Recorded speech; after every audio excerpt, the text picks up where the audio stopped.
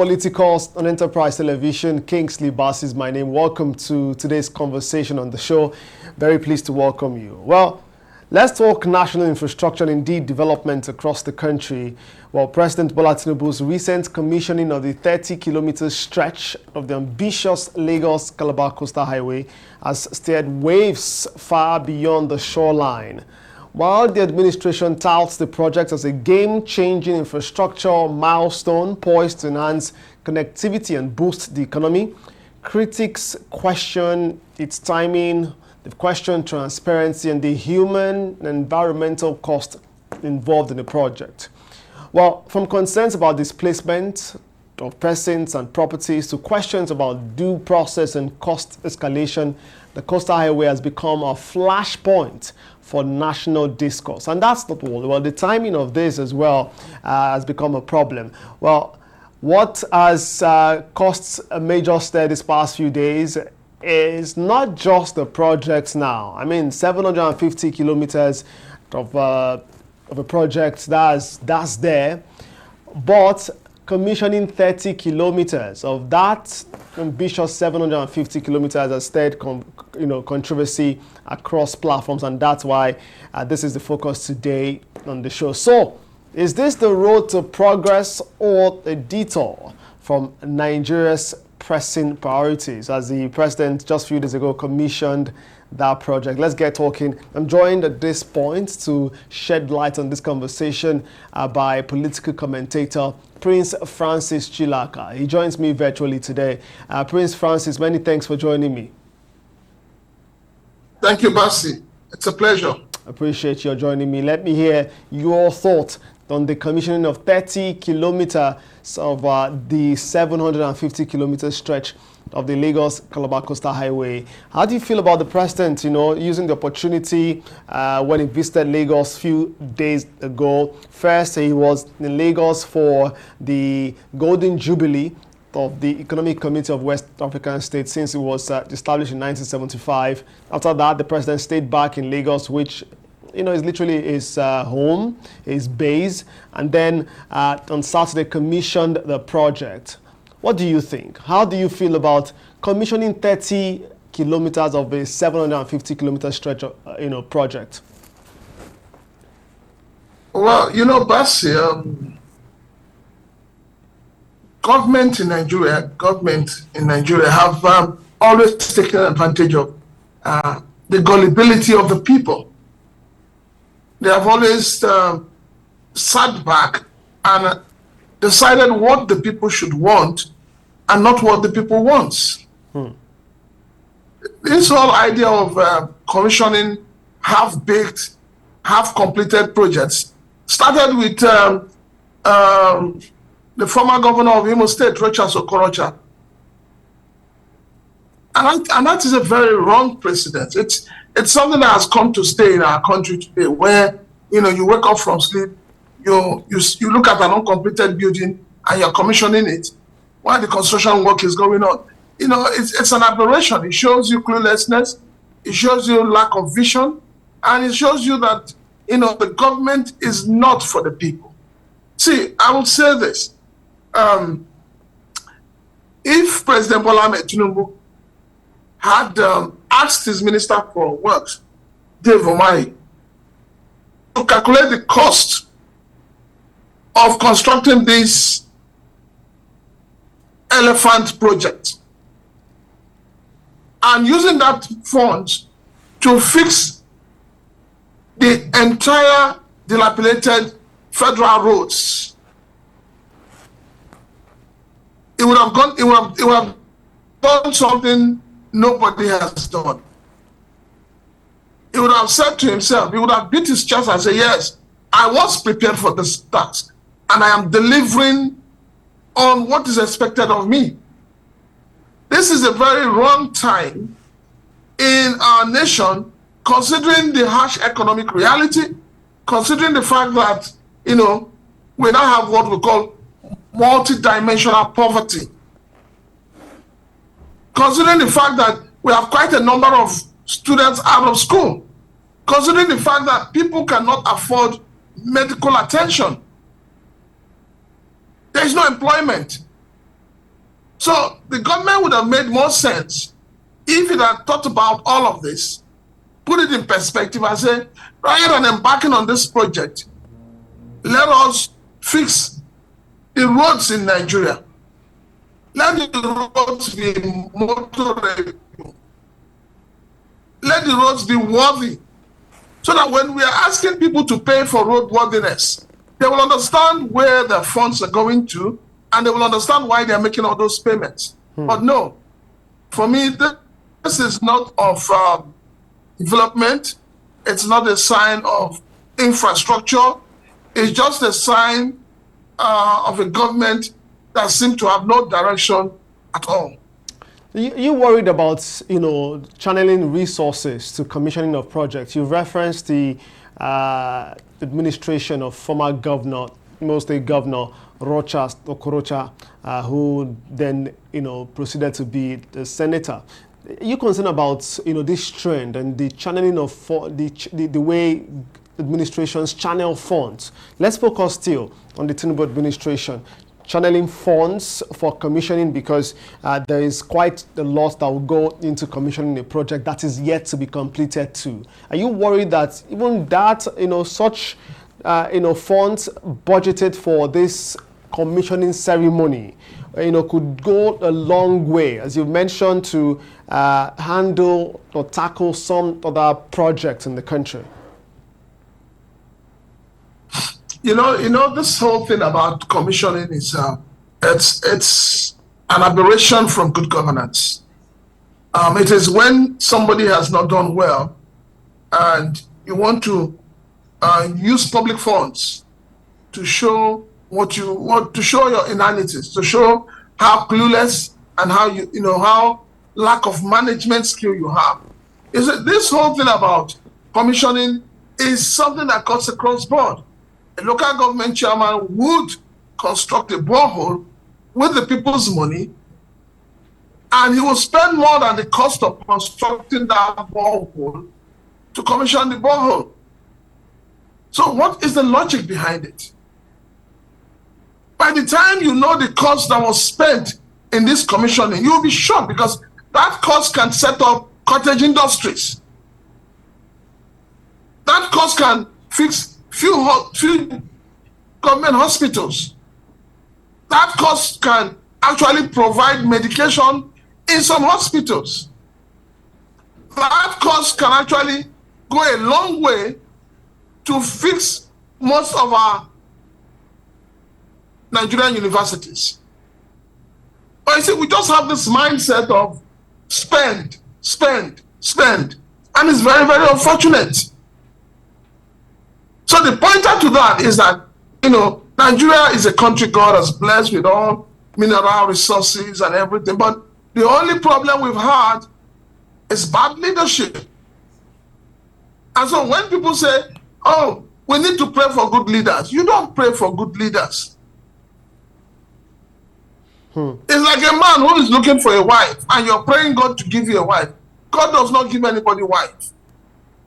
The Bible is very explicit on it. It says, he who finds a good wife, or he who finds a wife, finds a good thing, and the blessings that follow. So it's expected that you would find a wife and present to God for blessing. And so the same thing happens with leadership. We need to stop praying for leadership. We need to do the right thing. We need to have a country where people can vote for good leadership.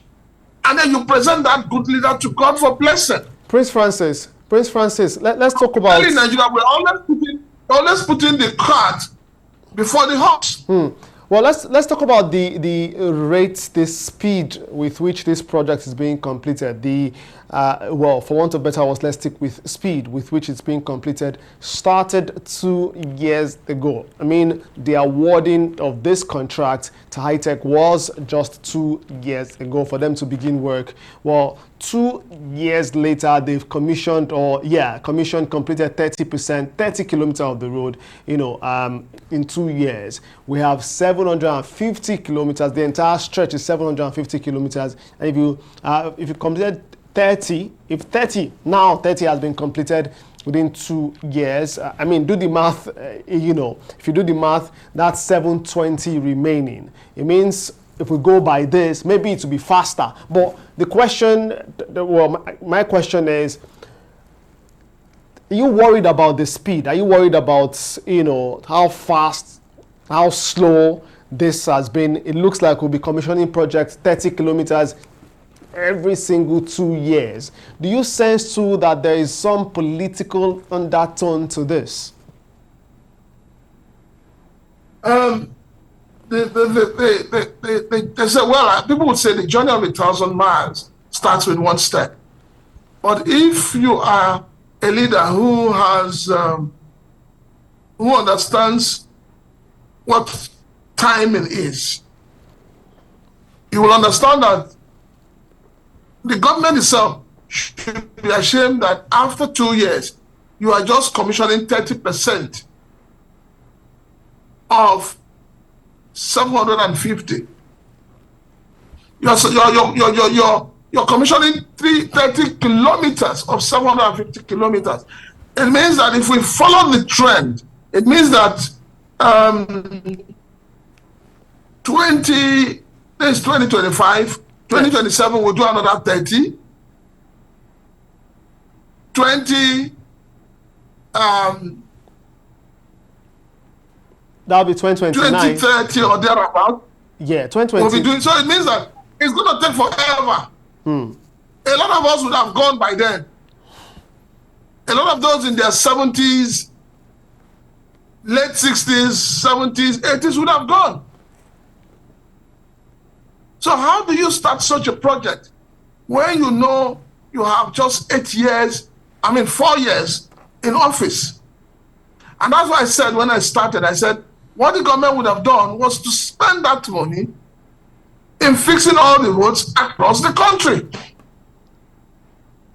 You saw the accident that took the life of 20 people from Kaduna State, the athletes. It's the bad road. There are no good roads in Nigeria, no good roads. And the entire southeast, the entire south, the entire, even the entire north. There are no good roads. So are we not thinking as if there is no box? Which brings me Why are we embarking on projects that are time consuming and fund consuming? Well, which brings especially now that Nigeria is going through a very difficult time economically. Yeah, Prince Francis, your reference of the sad, unfortunate of those athletes who attended the National Sports Festival in Ogun State, the Kano delegation.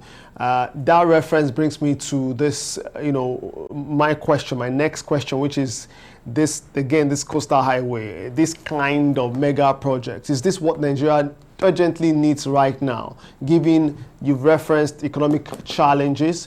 And, is this project more of something that we should do now, considering that there are several bad roads too that needs to be fixed?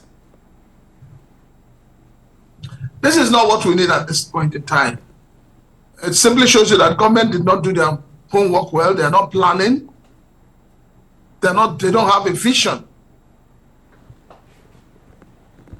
The truth of the matter is that government across from federal to state to local government, they've had this mindset that they're a demigod. And because they're a demigod, they just assume that they know it all. They should ask the Nigerian people, what do you people want? And I'm telling you, Basi, if you ask Nigerian people what they want, that coastal highway will be the list of what they want.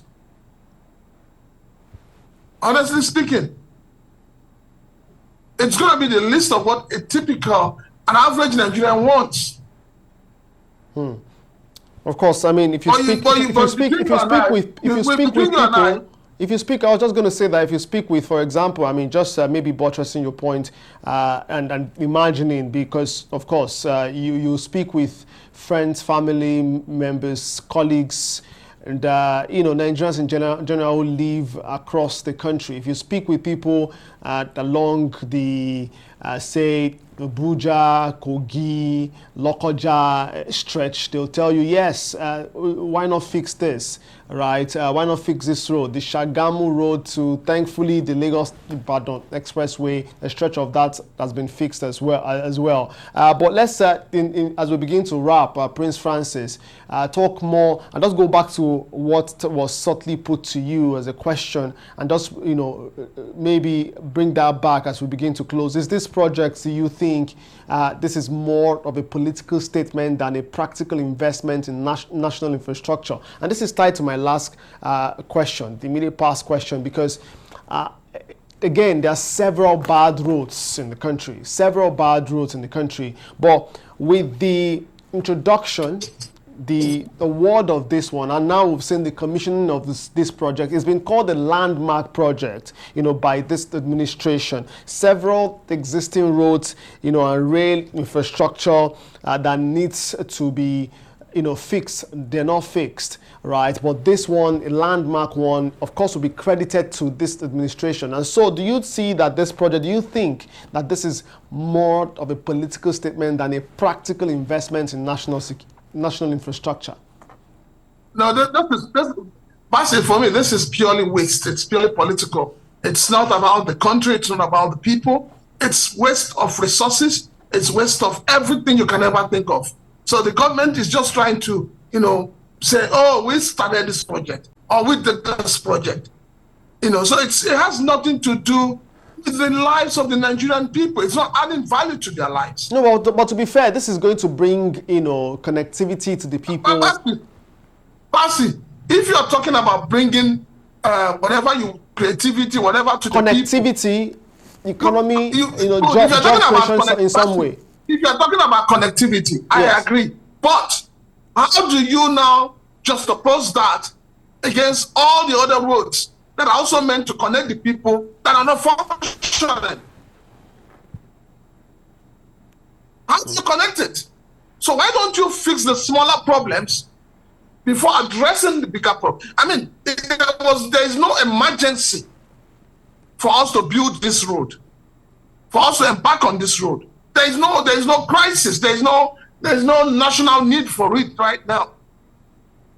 The national need for us today is to fix all the other roads, fix all the federal roads. If the government has started to fix the federal roads and finish fixing them, and there is no other road to fix, then they can start. They can embark on this.